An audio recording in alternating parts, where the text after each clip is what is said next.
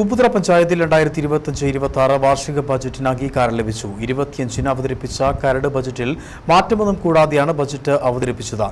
1,40,47,813 രൂപ മിച്ചം പ്രതീക്ഷിക്കുന്ന ബജറ്റിനാണ് അംഗീകാരം ലഭിച്ചത്.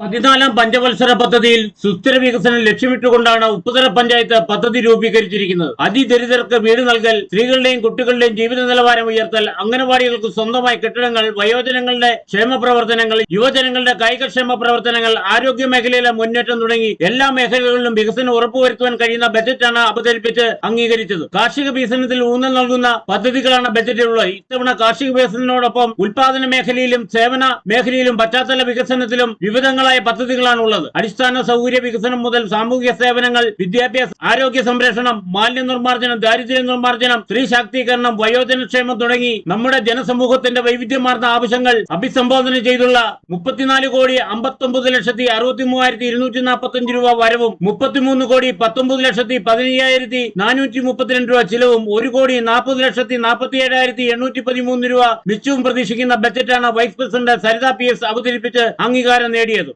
213 രൂപ.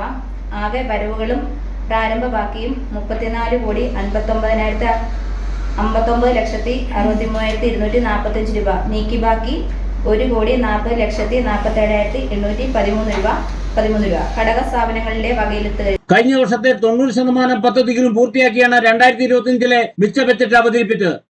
അങ്ങനെ എല്ലാ മേഖലയിലും നമുക്ക് കാര്യങ്ങൾ ചെയ്യാനായിട്ടുണ്ട്. അതുപോലെ നമുക്ക് ഈ പ്രശ്നം നൂതനമായിട്ട് വെച്ചിരിക്കുന്ന പ്രോജക്റ്റ് എന്ന് പറയുന്നത് നമ്മുടെ 5 സ്കൂളുകളുണ്ട്. നമ്മുടെ LP സ്കൂളുകൾ 5 സ്കൂളുകളാണുള്ളത്.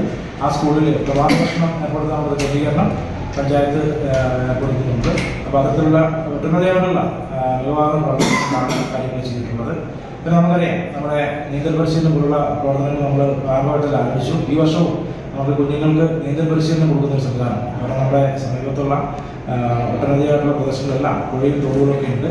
അപ്പോൾ അവിടെ ബജറ്റ് അംഗീകാര യോഗത്തിൽ പഞ്ചായത്ത് പ്രസിഡന്റ് ജെയിംസ് KJ അധ്യക്ഷത വഹിച്ചു. കോൺഗ്രസ് അംഗങ്ങൾ ബജറ്റ് അംഗീകാര യോഗത്തിൽ നിന്നും വിട്ടുനിന്നു. Idukki vision news, Upputhara.